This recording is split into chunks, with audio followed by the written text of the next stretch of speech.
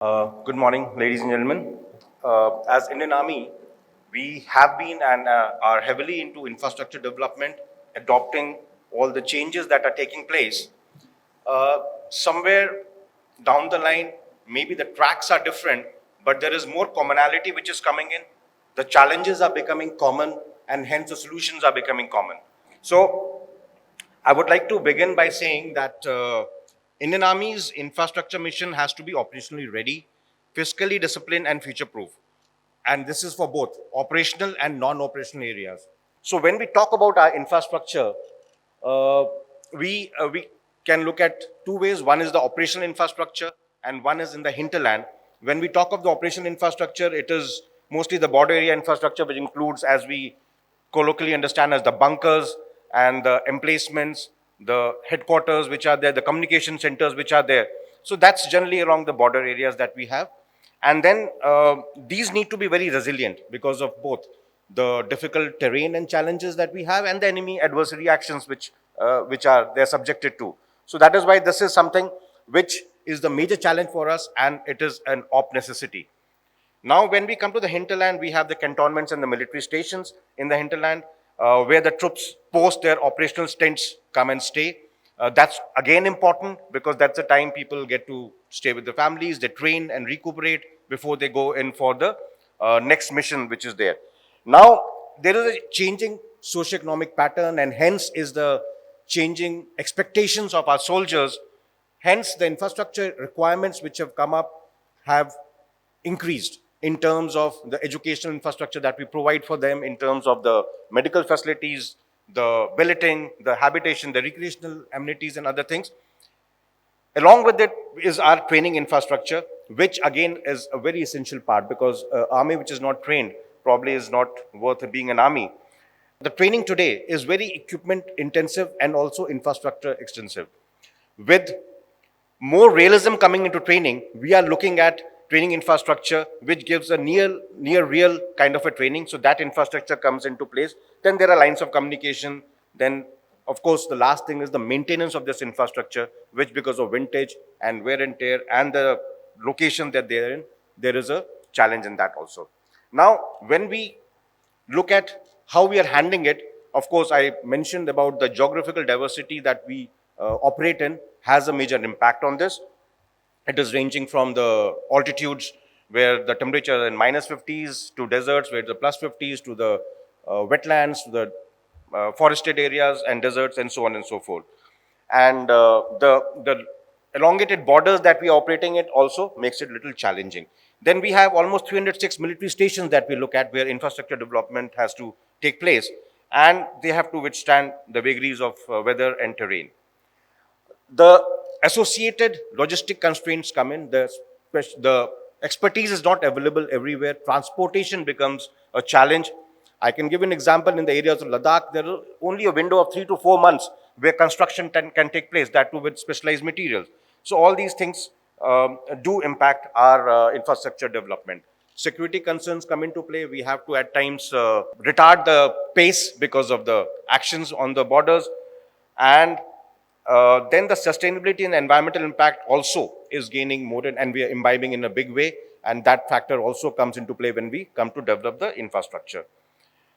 We need to keep pace with the technological advancement. That's where I brought in the beginning. The interface is very important. And last but not the least, the challenges which everybody faces is the prioritization based on the budgetary allocations. And that's where we need to face things and look at solutions to that. Now, how do we work around this? Well, these challenges might look a little overwhelming, but we've been progressing well on that. We look at infrastructure management systems. Based on the operational training and administrative requirements, we have roll-on plans, which are 5 years, 10 years roll-on plans. The existing system is quite process-driven. However, it's constantly reviewed based on the changes which are there in the world which take place. Some of the practices I would like, we have the Defense Works Asset Portal, for example, where it captures details of all existing infrastructure and the assets of the defense forces being maintained, thus providing a dashboard of updated activities. So that is where we centrally monitor things. We have very standardized processes. We have, for example, scales of accommodation. Now, if a certain thing has to come up, we know that what is the authorization and of infrastructure. So it is a block kind of a thing which comes in. Of course, there are iterations in that as special requirements in case we need to address a specific issue on that. We have standard designs, so there is no reinventing the wheel everywhere, again with flexibility of iterations in that. And there are special provisions for urgent works in case of any operational need or anything which is to come up urgently, which though not a norm, but it circumvents the procedures, which again are important because of the prudence which we need to maintain, and of course, a little fast track, and there's a post audit in that. Digitization is being endeavored. However, there are again challenges because of the vast spread and connectivities and such things. Data-driven decision making is something which we are looking at, and which of course will save cost and time, enhance the safety, and look at more transparency and accountability. Now, when it comes to the project execution part of it, we are looking at web-based project monitoring portal, which was started sometime in 2021, still not too evolved, but it does help us. We are looking at it for the execution of monitoring and interventions wherever required. We have something called the EPC route, the engineering, procurement, and construction mode, where some high-value projects are worked upon with latest practices, technologies, and construction techniques which are there. Then the procedures are quite balanced with quality cum cost-based selection systems, which are as part of general financial rules, and where appropriate procurements take place with transparency. A lot of collaboration takes place. That is again where we are important. It's not only with the public works organizations, also with the industry, which is there now, which is expanding with a lot of expertise. We, of course, the MES works with the CPWD, BRO, border roads, the NHIDCL, etc. And in some cases, for essential projects, we have empowered committees which can push down the projects much faster. Sustainability has been factored in, as I mentioned. The Panchamrit plan, which was introduced in COP26, is the mother baseline on which we work. We are looking at net zero cantonments for enhanced energy efficiency. Some of the examples I can give you: passive daytime radiative cooling in tropical desert areas is being introduced, though it needs to be expanded more, but as of now, these are those iterative steps that we are taking. Energy efficient buildings with GRIHA norms are there with the necessary things of LEDization, rainwater, solar harvesting, etc. Sustainable material is being endeavored. But again, as I mentioned, because of the geographical expanse, the challenges of getting those things vis-a-vis the cost which is involved comes into play. We have undertaken some decarbonization initiatives also. That is also in the plans that we execute. Another example I can give you is the geothermal heating, ventilation, and air conditioning. One of the stations we have executed that.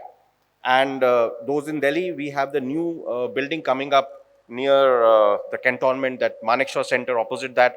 That's the Thal Sena Bhavan. That's a GRIHA 4 compliant building which is coming up.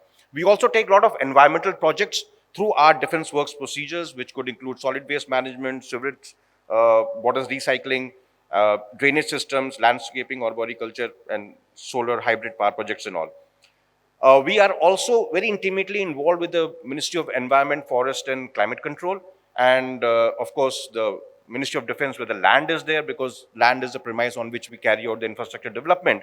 And the clearances with the forest and things have been sorted out through some standard operating procedures of compensatory afforestation. And we have something called the strategic area notification, which makes works faster for us. What we are looking at way ahead is streamlining the construction process through technology, automation, and robotics. Some real-time monitoring will be achieved through that.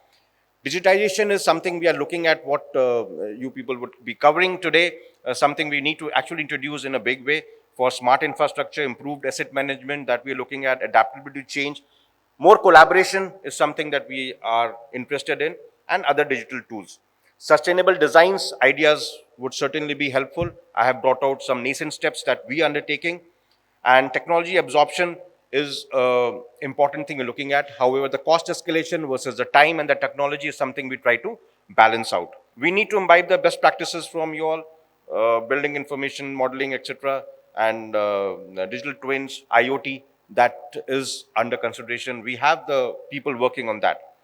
Now we are finally looking at military infrastructure as a force multiplier. For India to maintain its strategic edge, we must plan an infrastructure which can be a force multiplier for us, which would mean we need high-speed, modular, climate-resistant infrastructure. We would need concealed military assets, that means going underground, and issues of that nature. Sustainable green energy, secure military installations is, of course, an important thing we need to look at. And cyber resilient infrastructure is what we are looking at. These are things we are working on. And in conclusion, all I wish to say is that the military infrastructure needs to be developed in a fast way, in a resilient way, and a future-proof way. And for that, the idea that I carry from here will be very helpful. In short, it's the people, processes, and material that we are looking at, and we are working towards solutions that can help us align tracks with the way you are progressing for the future. Thank you very much.